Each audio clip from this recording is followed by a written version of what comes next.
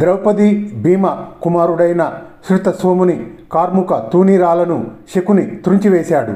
అప్పుడా శృతసోముడు వైడూర్యోత్పల వర్ణమై ఏనుగు దంతపు పిడిగల ఒక ఖడ్గాన్ని చేతబూని మండల గతుల విహరిస్తూ శకుని బాణాలను మధ్యలోనే నరికివేస్తూ వచ్చాడు.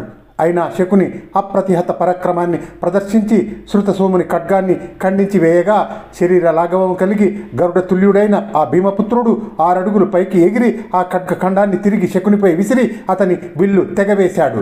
పిమ్మట శృతకీర్తి రథం అధిరోహించాడు. శకుని వేరొక విల్లు చేబూని పాండవ సేనపై బాణజాలం కురిపిస్తూ వీర విహారం చేశాడు. మరొక వంక దృష్టదుమ్న కృపాచార్యులు ఒకరికొకరు తలపడి భీకరంగా యుద్ధం చేస్తున్నారు. శరభసింహాల వలె వారు పోరాడుతూ ఉంటే రణ భూమిలో గల యోధులందరూ భయభ్రాంతులైనారు. ద్రోణుణ్ణి చంపినందుకు ఆ కృపుడు కుపితుడై నిజ తేజస్సు వెలిగిస్తూ దివ్యాస్త్ర ప్రయోగం చేస్తూ ఉంటే అతను దృష్టదుమ్నుణ్ణి వధించక మానడని రతికులు తమలో తాము చెప్పుకున్నారు. ఆచార్య కృపుడి అస్త్ర ప్రయోగం ముందు దృష్టదుమ్నుడు ఆగలేకపోతున్నాడు. అవయవాలన్నీ నొచ్చి మోహవృత్తుడై ఏం చేస్తున్నది తెలుసుకోలేకుండా ఉన్నాడు. క్రుద్ధుడై రుద్రుడై ఉన్న ఆ ఆచార్యుడు తన నిశిత సాయకాలతో బాణాలతో ద్రుపద నందనుడి రథ్యాలను వంచి సారథి క్రొవ్వు అడంచి ఆ వీరుణ్ణి నెత్తుట తోగించినాడు.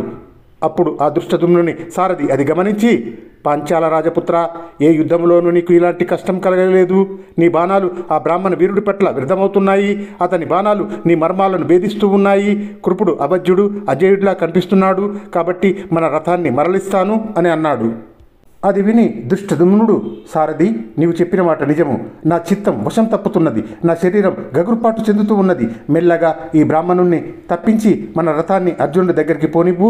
అర్జునుని కడకు గాని భీముని వద్దకు గాని చేరితేనే మనకు క్షేమం అని చెప్పాడు. వెంటనే సారథి రథాన్ని వడివడిగా నడిపించి కురుసేనతో పోరాడుతున్న భీమసేనుడి వద్దకు తీసుకొని పోయాడు.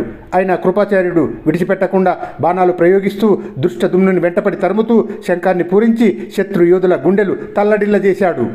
ఇంకొక వైపు శిఖండి కృతవర్మను ఎదుర్కొని 5 బాణాలతో అతన్ని నొప్పించగా ఆ కృతవర్మ క్రోధాత్ముడై 60 బాణాలతో అతన్ని కొట్టి మరొక బాణంతో ధనస్సును ఖండించి అట్టహాసం చేశాడు.